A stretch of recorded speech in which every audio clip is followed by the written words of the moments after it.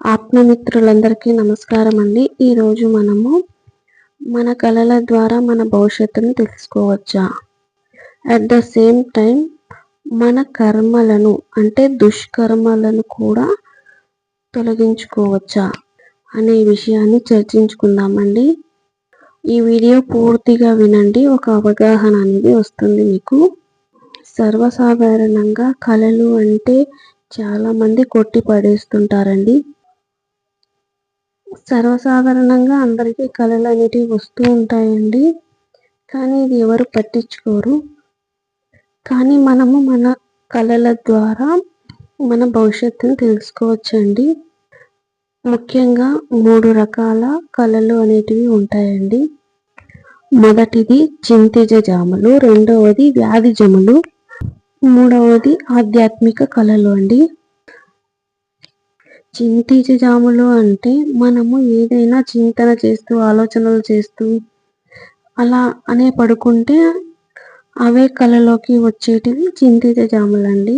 ఇంకొకటి వ్యాధి జాములు అంటే మనకి ఏదైనా రోగం వచ్చినప్పుడు, జ్వరం కానీ ఇంకా ఏదైనా హెల్త్ ఇష్యూ ఉన్నప్పుడు మనము నిద్రపోయినప్పుడు మనకి అంటే కంఫర్ట్గా ఉండదండి అప్పుడు శరీరం అనేది. అప్పుడు ఏవేవో కళలు అనేటివి వస్తుంటాయి. జ్వరం వచ్చినప్పుడు ఇట్లా హెల్త్ బాగాలేనప్పుడు వచ్చే కళలని మనము పట్టించుకోకూడదండి, అవి కాదు, అవి వ్యాధి జమ్ములు. ఇక మూడవది యాదృచ్ఛిక కళలు, వీటిని ఆధ్యాత్మిక కళలు అని కూడా అంటారండి. ఈ కళలు ఎక్కువగా ధ్యాన సాధన చేసేవారికి డీప్ స్లీప్లో ఇవి ఎక్కువగా వస్తుంటాయండి.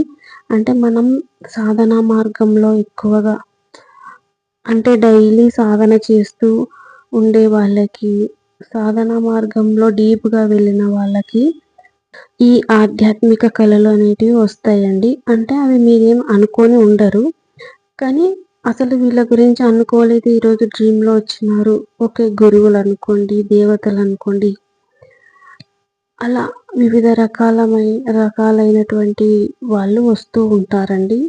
అలా వచ్చినప్పుడు అవి యాదృచ్ఛిక కళలు అంటే ఆధ్యాత్మిక కళలు. అలా వచ్చిన వారు మీకు ఏదో ఒక సందేశము అనేది ఇస్తూ ఉంటారండి.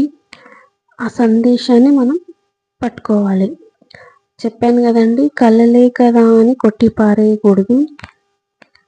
మనకు రాబోయే కర్మలు కూడా తెలుసుకోవచ్చండి.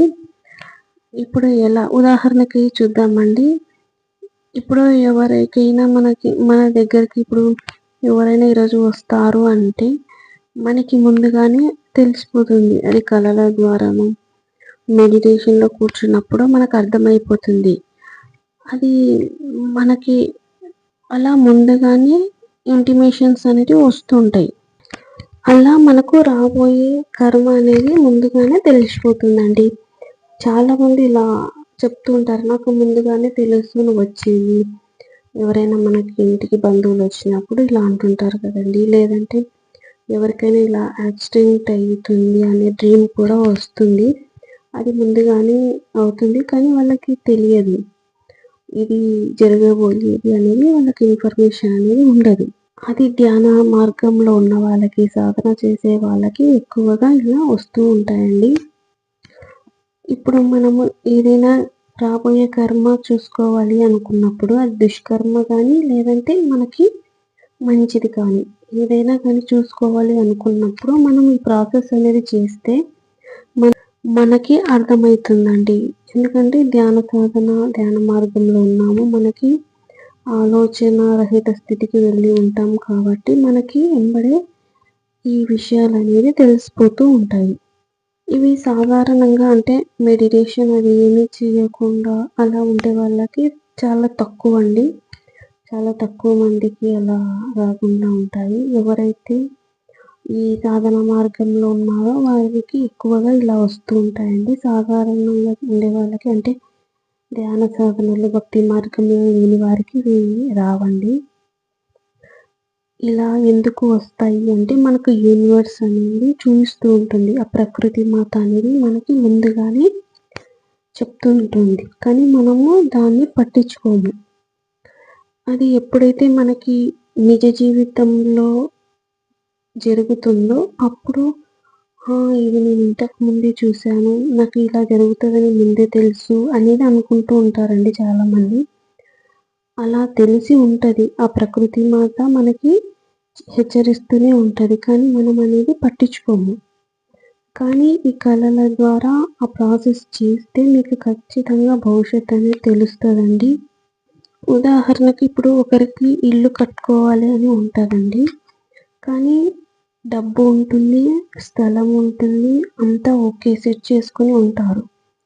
కానీ ఆ ఇల్లు కట్టడానికి ఆ టైం అనేది సెట్ కాదు.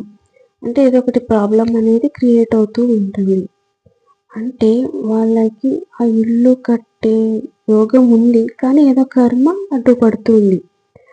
మరి డబ్బు ఉంది, అన్ని అవసరాలకి తగ్గ డబ్బు అందుతుంది, కానీ ఆ వర్కర్స్ అనేది పని చేసేవాళ్ళు రాకపోవచ్చు, ఇంకా ఏదో సమ్ ప్రాబ్లం వల్ల ఆ వర్క్ అనేది జరగకపోవచ్చు.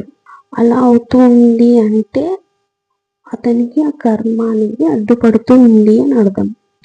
కొంతమంది చూడండి, ఇల్లు కట్టుకుని ఉంటారు, ఓపెనింగ్ చేసుకుంటారు, గృహప్రవేశము అన్నీ చేసుకుని ఉంటారు, కాకపోతే ఆ ఇంట్లో ఉండరు.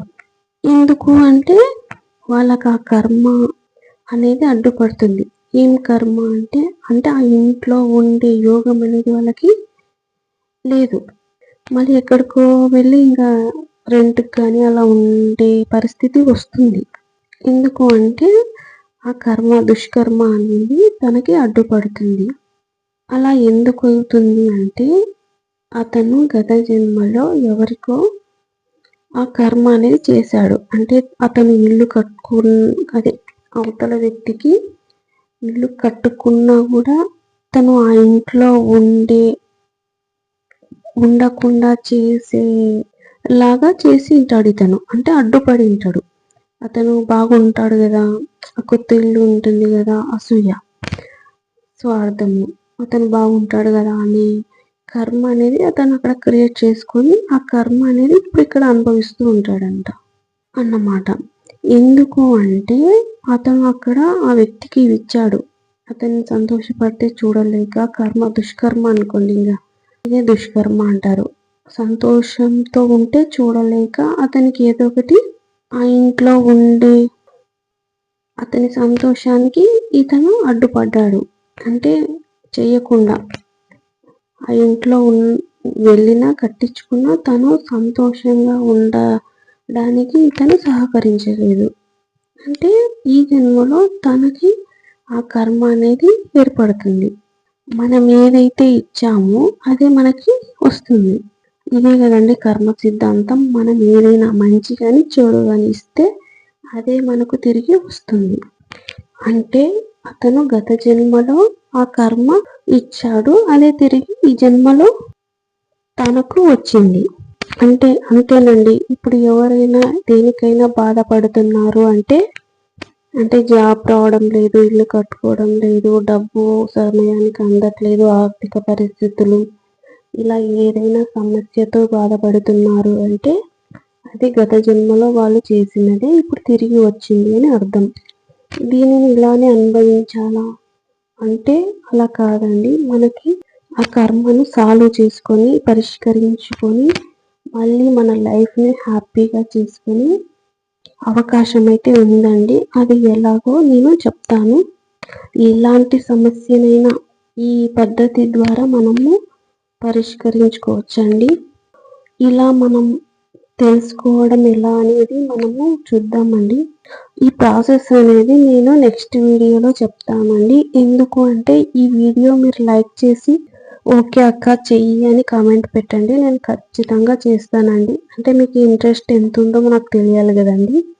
ఖచ్చితంగా చేస్తాను. మీరు కామెంట్ అయితే పెట్టండి, లైక్ చేయండి. థ్యాంక్ యూ వెరీ మచ్ అండి. ఓకేనండి. మన లైఫ్ని అయితే ఖచ్చితంగా మార్చుకోవచ్చండి. ఇప్పుడు అనుభవిస్తున్న బాధలను, ఈ దుఃఖాలను ఇవెల్లా తీర్చుకోవచ్చండి. చక్కనైన పరిష్కారం ఆ ప్రకృతి మాత మనకు ఇచ్చిందండి. దాన్ని సద్వినియోగం చేసుకుందాము. మీరైతే లైక్ చేయండి, కామెంట్ పెట్టండి, తప్పకుండా చేస్తానండి. Thank you very much.